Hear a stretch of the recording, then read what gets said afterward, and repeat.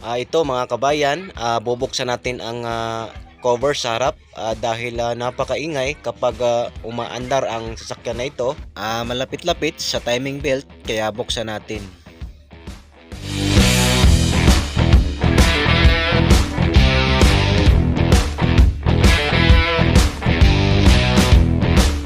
Ito talagang maluwag nga naman itong timing belt kaya siguradong sira itong toser. Okay, bago ko baklasin ang timing belt, maglalagay muna ako ng marking sa belt na ito dahil hindi ko na siya itatiming, no. Ayan, nilagyan ko na siya at pati doon sa ibaba. Okay, so pwede nang baklasin to nang hindi mo na iniikot ang makina para naman makasave sa oras. Ito yung dati niyang marking at gumawa pa tayo ng sarili nating marking. Okay, so ito na yung toser niya. So ito yung ating papalitan.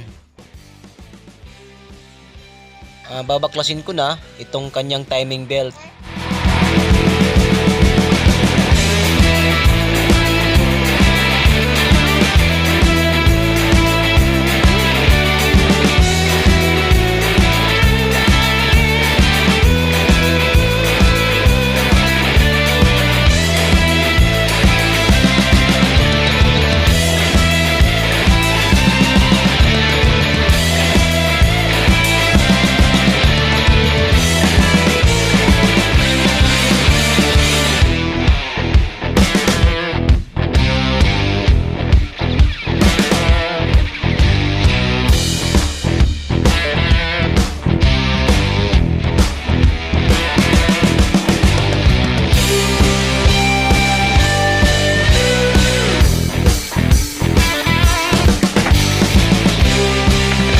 Ito, okay pa naman yung kanyang tensioner bearing.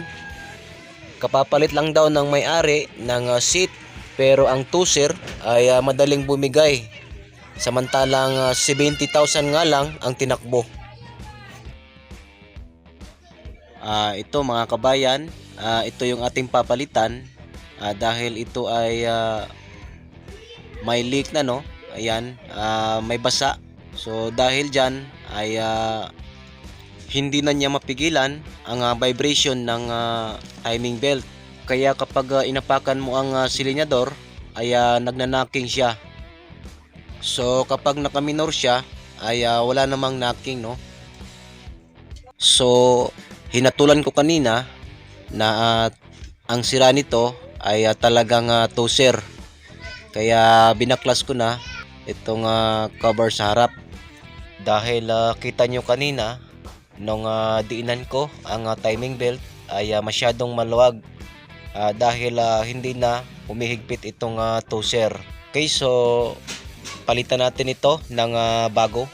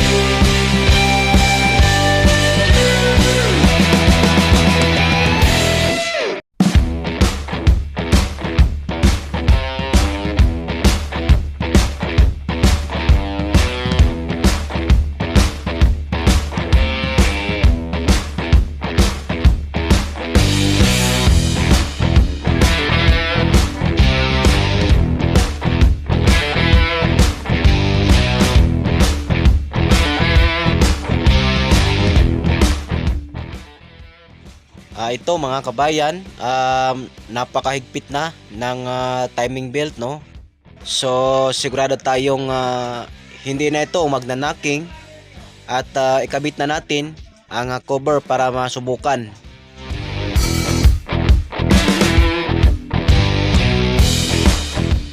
Punas-punas konti para naman sabihin ng may-ari na napakalinis gumawa ng mekaniko na to, at baka naman bigyan tayo ng bonus.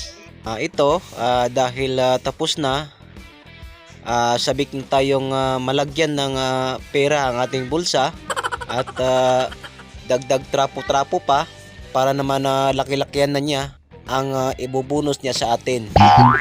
Okay, so lagyan natin ng battery para masubukan natin kung okay na ba, hindi na ba nagnanaki ang makina. At kung bago ka pa lang sa aking channel, huwag mong kalimutan mag-subscribe at pindutin ang bell icon para updated ka sa mga bagong video na i-upload ko. Okay, so start natin.